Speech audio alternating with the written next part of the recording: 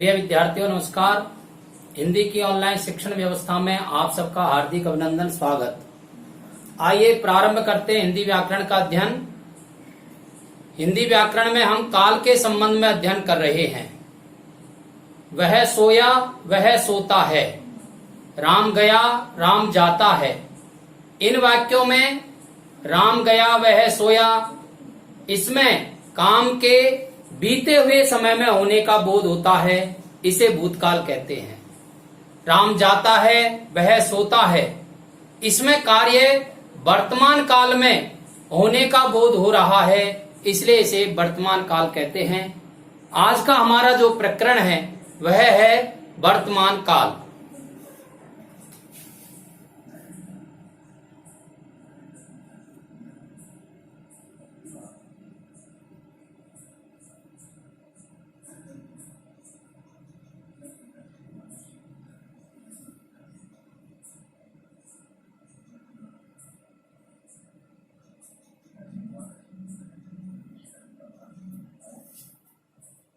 क्रिया के जिस रूप से कार्य का वर्तमान काल में होना या करना पाया जाता है उसे वर्तमान काल कहते हैं। जो कार्य लिखे या बताए गए समय में हुआ है तो वह वर्तमान काल का संकेत करता है। इस प्रकार से यदि वर्तमान काल की हम परिभाषा लिखते हैं तो इसकी परिभाषा इस प्रकार से बनती है। परिभाषा: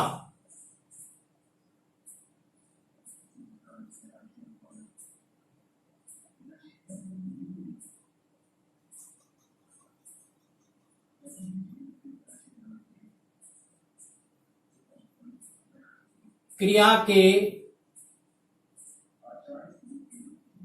जिस रूप से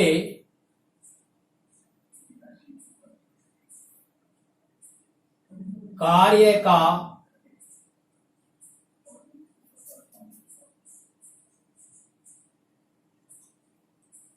करना या होना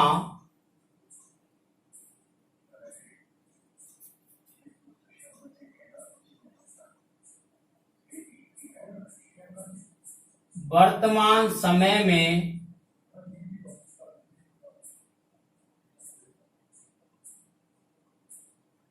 पाया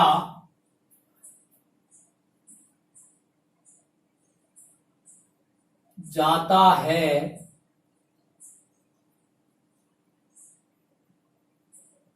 उसे वर्तमान काल कहते हैं।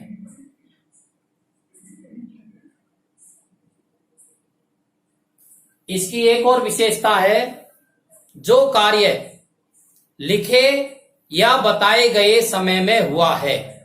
अभी हम पढ़ रहे हैं तो इस समय जो बात बताई जा रही है यह वर्तमान काल कहलाएगी। तो इसकी दूसरी विशेषता भी हम लिख लेते हैं। जो कार्य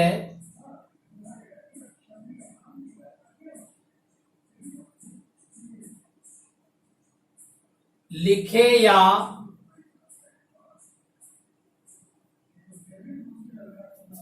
बताए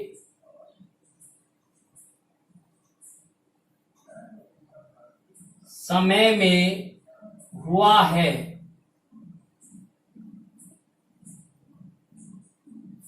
वह वर्तमान काल का संकेत करता है। जिस प्रकार से भूतकाल में हमने उसकी पहचान के कुछ चिन्ह पढ़े थे, उसी प्रकार से वर्तमान काल में भी इसकी क्रियाओं के अंत में कुछ चिन्ह होते हैं, कुछ संकेत होते हैं, जिनसे हम वर्तमान काल के होने का पता कर लेते हैं। तो इसके पहचान के चिन्ह: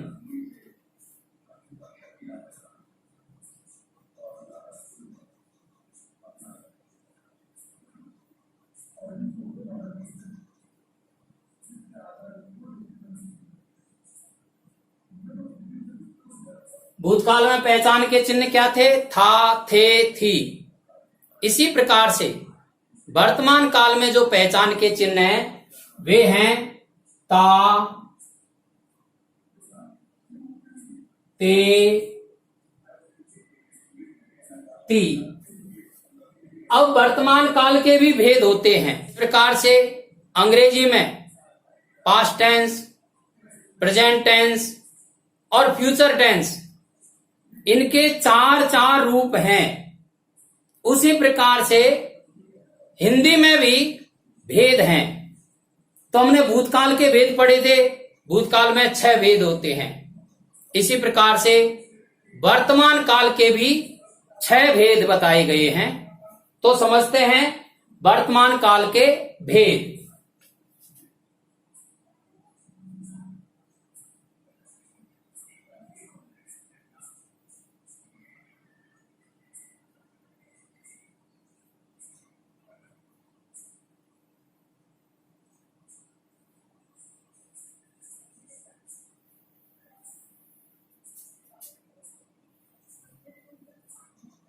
वर्तमान काल के भी 6 भेद बताए गए हैं।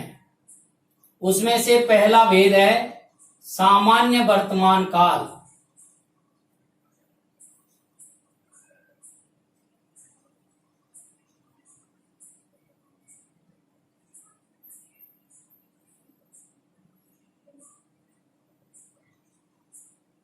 दूसरा भेद है पूर्ण वर्तमान काल।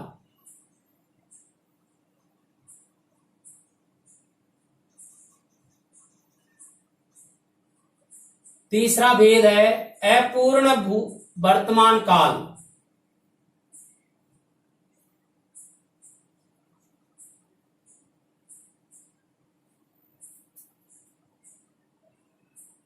और चौथा भेद है अज्ञात वर्तमान काल।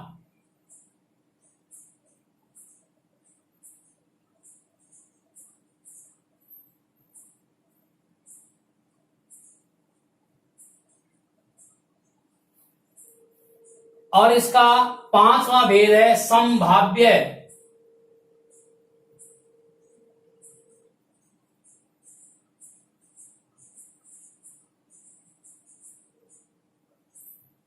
छठा और अंतिम भेद है इसका संदिग्ध।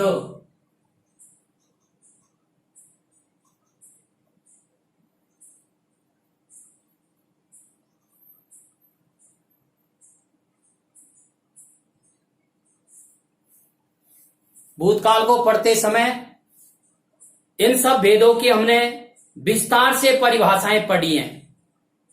तो वर्तमान काल के भी भेदों की हम विस्तार से परिभाषा एक बार समझ लेते हैं।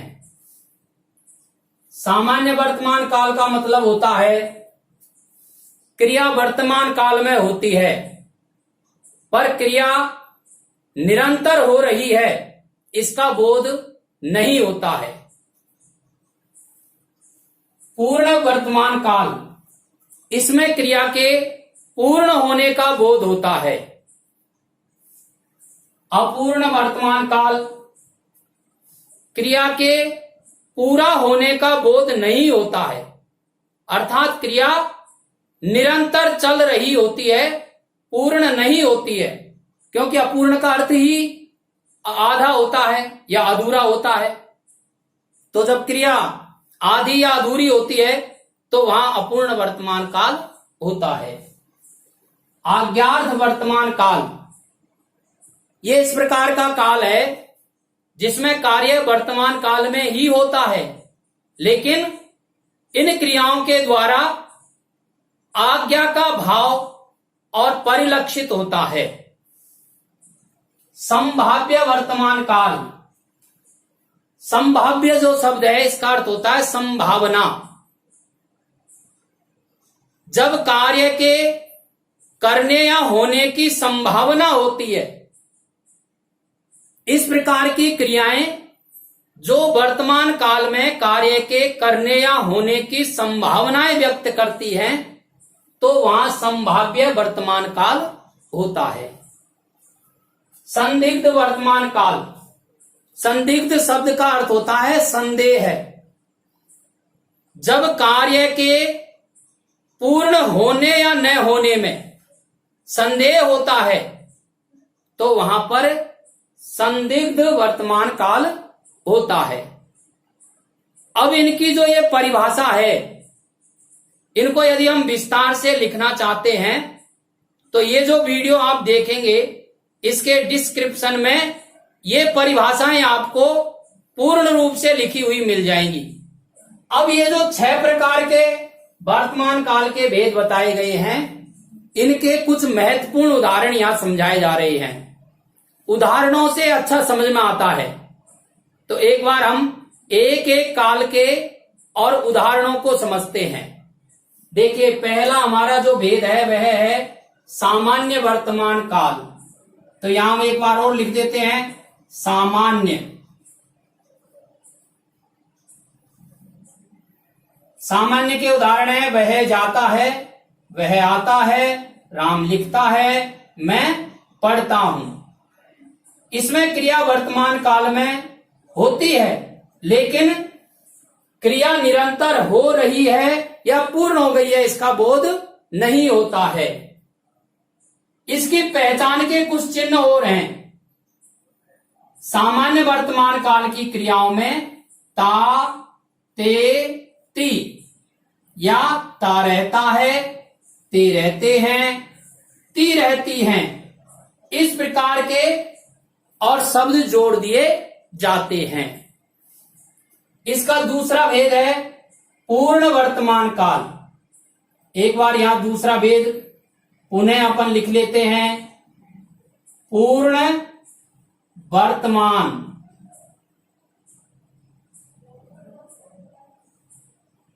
पूर्ण वर्तमान यानी कार्य पूरा हो चुका होता है। वह चला गया है, उसने भोजन कर लिया है, घड़ा पानी से भर गया है, मैं नहा चुका हूं। इन क्रियाओं के अंत में है, हैं, हूं ऐसे शब्द जोड़े जाते हैं। इसका जो तीसरा भेद है वह है अपूर्ण वर्तमान।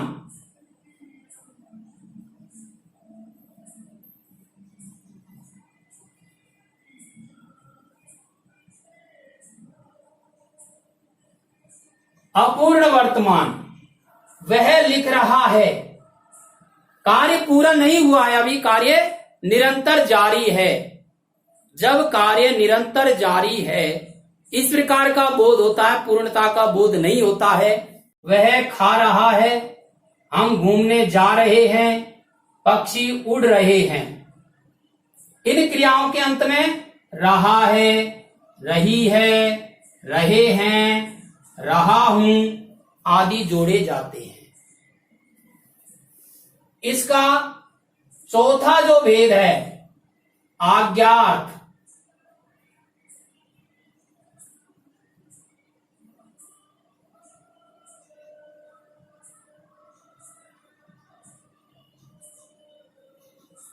इन क्रियाओं के द्वारा आज्ञा का भाव परिलक्षित होता है। तुम यह पाठ पढ़ो, अब मैं चलूं। इन क्रियाओं के अंत में ओ, ऊ ऐसे जोड़े जाते हैं। पांचवा जो इसका भेद है वह है संभाव्य।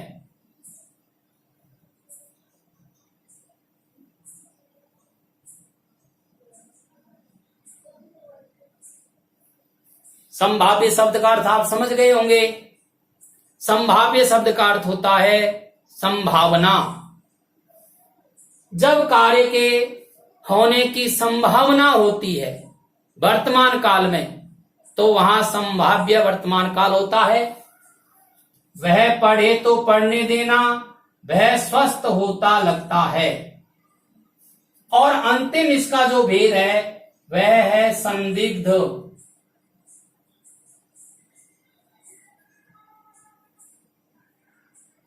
इसको भूतकाल में भी पढ़ा है हमने।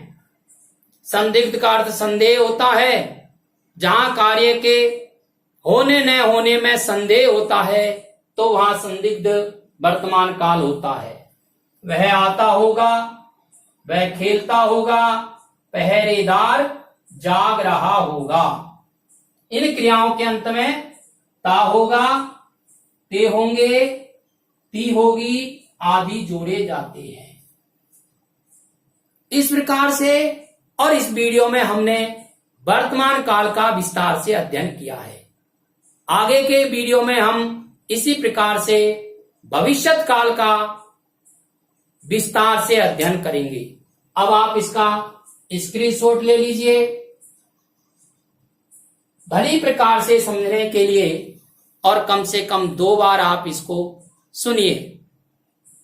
इसकी परिभाषाओं को विस्तार से देखने के लिए आप इसके डिस्क्रिप्शन पर जाइए। शिक्षण के वीडियो आपके पास आते रहें, इसके लिए आप इसे सब्सक्राइब कीजिए। धन्यवाद।